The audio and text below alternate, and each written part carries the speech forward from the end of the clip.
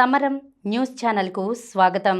ఈనాటి ముఖ్యాంశాలు: America first నినాదంతో దేశాన్ని అగ్రస్థానంలో నిలబెడతా, అధ్యక్షుడిగా ప్రమాణం చేశాక ట్రంప్ ఉద్ఘాటన, భారీగా ఐఏఎస్ల బదిలీ, జనాభా ప్రాతిపదికన పంచాయతీలకు గ్రేడ్లు, కాల్ అంతరాయం ఉండదిక, కోల్కతాలో వైద్యురాలిపై అత్యాచారం కేసులో సంజయ్ రాయ్కు యావజ్జీవ ఖైదు, అల్లూరి మన్యం గజగజ, కుంగుబాటుకు మందు, ఎవరు ఎంత ఉప్పు తినాలి? ఈరోజు వార్తలను చూద్దాం. అమెరికా ఫస్ట్ నినాదంతో దేశాన్ని అగ్రస్థానంలో నిలబెడతా, అధ్యక్షుడిగా ప్రమాణం చేశాక ట్రంప్ ఉద్ఘాటన. అమెరికాలో ఇప్పుడిక స్వర్ణయుగం మొదలవుతుందని నూతన అధ్యక్షుడు, రిపబ్లికన్ పార్టీ నేత డొనాల్డ్ ట్రంప్ ప్రకటించారు.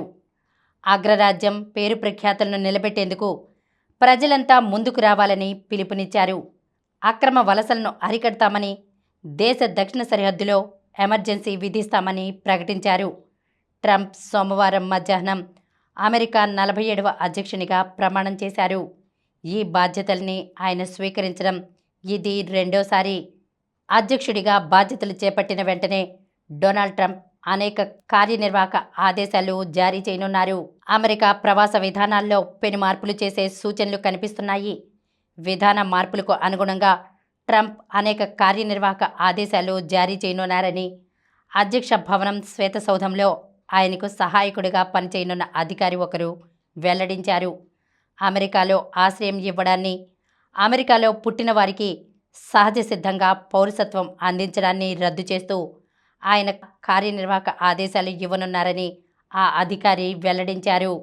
అమెరికా 47వ అధ్యక్షుడిగా ప్రమాణం చేసిన డొనాల్డ్ ట్రంప్ను ప్రధాని నరేంద్ర మోదీ అభినందించారు. నా ప్రియమిత్రుడు డొనాల్డ్ ట్రంప్కు అభినందనలు. ఇరు దేశాలకు ప్రయోజనం కలిగించేందుకు, ప్రపంచ భవితను మెరుగ్గా తీర్చిదిద్దేందుకు ఆయనతో మరోసారి కలిసి పనిచేయడానికి ఆసక్తిగా ఎదురుచూస్తున్నా, ఆయన పదవీకాలం ఫలప్రదంగా సాగాలని ఆకాంక్షిస్తున్నా అని ఎక్స్లో పేర్కొన్నారు. భారీగా ఐఏఎస్ల బదిలీ. రాష్ట్ర ప్రభుత్వం 25 మంది ఐఏఎస్ అధికారుల్ని బదిలీ చేసింది. వారిలో కొందరిని ఇప్పుడున్న పోస్టుల్లోనే కొనసాగిస్తూ అదనపు బాధ్యతలు అప్పగించింది. సీనియర్ ఐఏఎస్ అధికారి జి సాయి ప్రసాద్ను ముఖ్యమంత్రికి ఎక్స్ అఫీషియో ప్రత్యేక ప్రధాన కార్యదర్శిగా నియమించింది.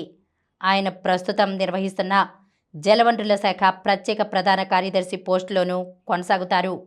ఆర్థిక శాఖ ముఖ్య కార్యదర్శిగా ఉన్న పీయూష్ కుమార్ నుంచి ముఖ్యమంత్రికి ముఖ్య కార్యదర్శి పోస్టును తప్పించారు. ప్రణాళికా శాఖ ముఖ్య కార్యదర్శి పోస్టును అదనపు బాధ్యతగా ఆయన నిర్వహిస్తారు. రాజధాని అమరావతి నిర్మాణం దృష్ట్యా అత్యంత కీలకమైన సిఆర్డీఏ కమిషన్ స్థానం నుంచి కాటంనేని భాస్కర్ను బదిలీ చేసి కె కన్నబాబును నియమించారు. భాస్కర్కు కీలకమైన ఐటీ, కమ్యూనికేషన్లు, ఆర్టీజీఎస్, గ్రామ, వార్డు, సచివాలయాల శాఖల బాధ్యత అప్పగించారు.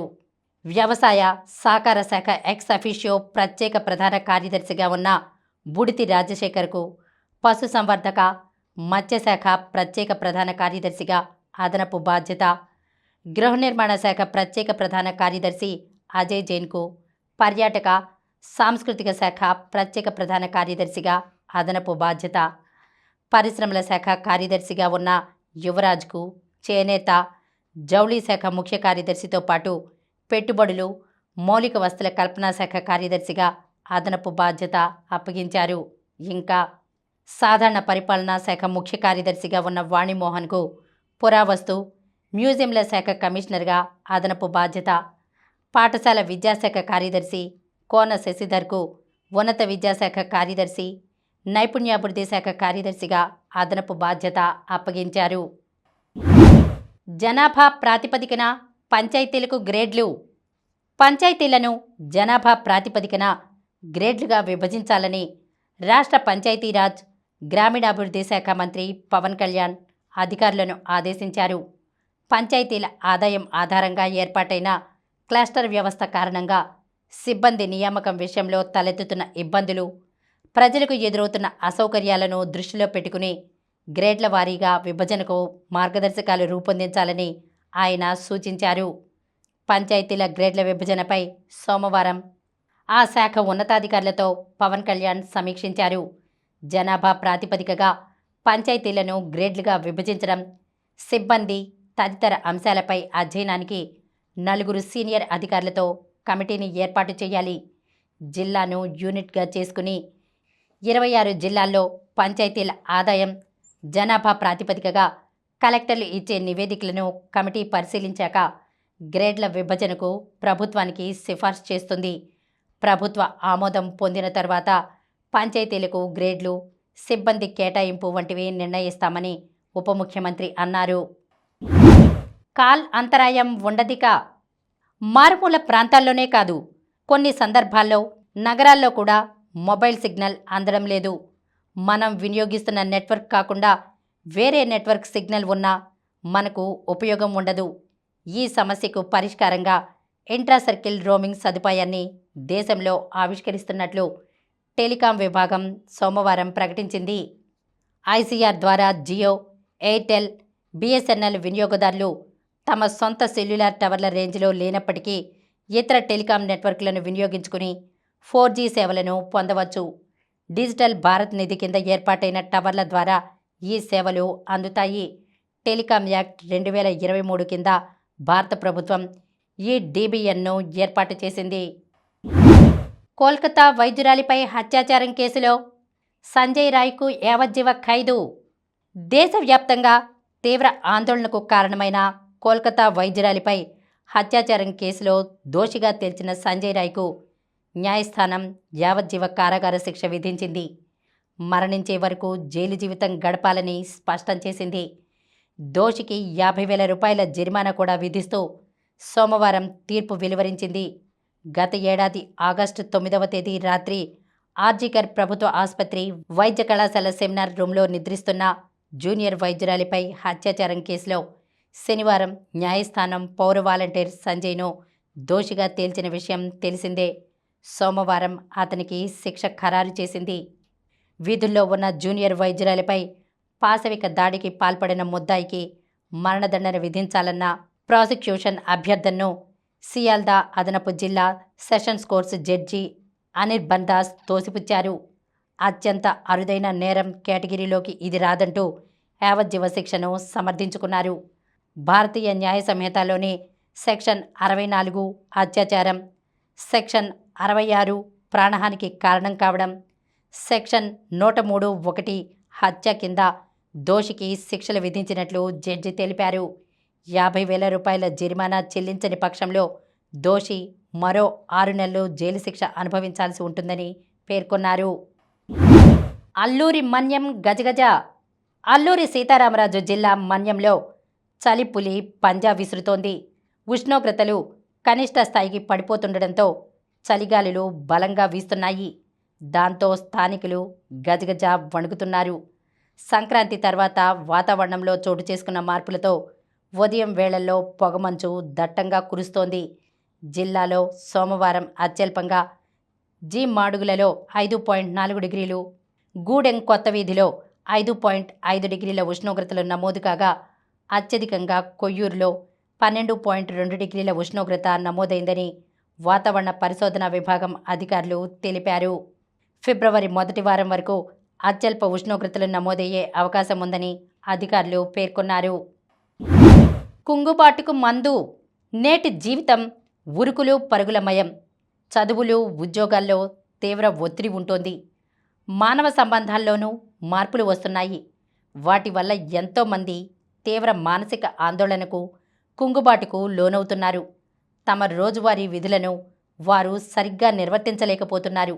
ఈ సమస్యల నుంచి బయటపడడానికి వాళ్ళకి కొన్నిసార్లు వారాల సమయం పడుతోంది. మానసిక ఆందోళన, కుంగుబాటును అధిగమించేందుకు ప్రపంచవ్యాప్తంగా పలువురు పలు మార్గాలను అనుసరిస్తున్నారు. అవి ఏవి? బాధితుల్లో వాటిని పాటిస్తున్న వారి శాతం ఎంతంటే అయిన వారితో గడపడం 78%, ఆరోగ్యకరమైన జీవనశైలిపై దృష్టి 72.7%, ప్రకృతిలో విహరించడం 71.1%, వ్యక్తిగత సంబంధాల్లో మార్పు 62.5%, పని పద్ధతుల్లో మెరుగుదల 53.4%, ఔషధాల వాడకం 48.9%, నిపుణులను సంప్రదించడం 43.4%, ఆధ్యాత్మిక అంశాల్లో నిమగ్నమవడం 43.1%గా ఉంటోంది.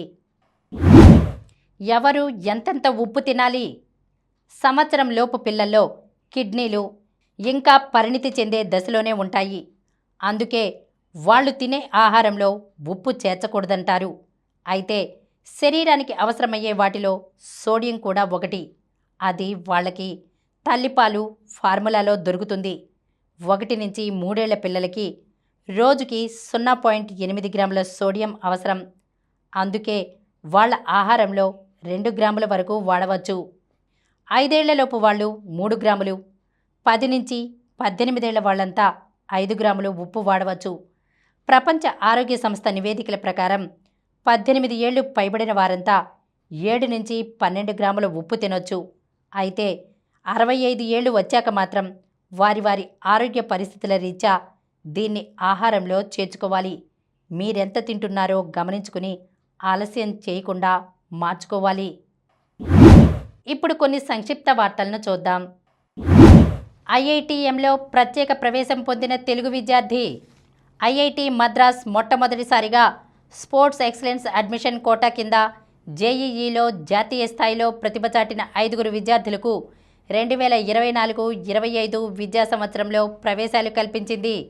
ఇందులో ఆంధ్రప్రదేశ్లోని కర్నూలుకు చెందిన లాన్ టెన్నిస్ క్రీడాకారుడు వంగల వేదవచన్ రెడ్డి బీటెక్లో సీటు పొందారు.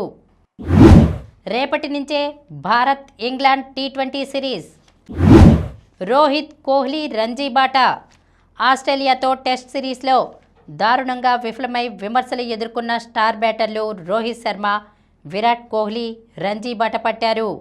ఢిల్లీకి విరాట్, ముంబైకి రోహిత్ ప్రాతినిధ్యం వహించనున్నారు. పుష్కర కాలం తర్వాత విరాట్ ఈ టోర్నీలో ఆడబోతుండడం విశేషం.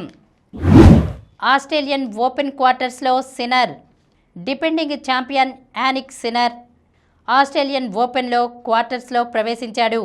4వ రౌండ్లో అతడు 6-3, 3-6, 6-2, 6-2తో 13వ సీడ్ రూన్పై విజయం సాధించాడు. లక్నో కెప్టెన్గా పంత్. లక్నో సూపర్ జైంట్స్ కెప్టెన్గా రిషబ్ పంత్ నియమితులయ్యాడు. ఐపీఎల్ మెగావేలంలో 27 కోట్ల రూపాయలతో పంత్ను దక్కించుకున్న లక్నో అతడికి సారథ్య బాధ్యతలు కూడా అప్పగించింది. టైటిల్పై సాత్విక్ జోడీ గురి. భారత స్టార్ జోడీ సాత్విక్ సాయిరాజ్, చిరాగ్ శెట్టి కొత్త ఏడాదిలో తొలి టైటిల్పై గురిపెట్టారు. మరిన్ని వార్తా విశేషాలతో రేపటి సమరం న్యూస్ ఛానల్లో మళ్ళీ కలుద్దాం. ప్రతిరోజు వార్తా విశేషాల కోసం అనతి కాలంలోనే 20 కోట్లకు పైగా వ్యూస్ సాధించిన సమరం ఛానల్ సమర్పించు సమరం న్యూస్ ఛానల్కు సబ్స్క్రైబ్ చేయండి, లైక్ చేయండి, మీ ఫ్రెండ్స్కి షేర్ చేయండి. అలాగే ప్రక్కనున్న గంట సింబల్ని ప్రెస్ చేయడం మర్చిపోకండి.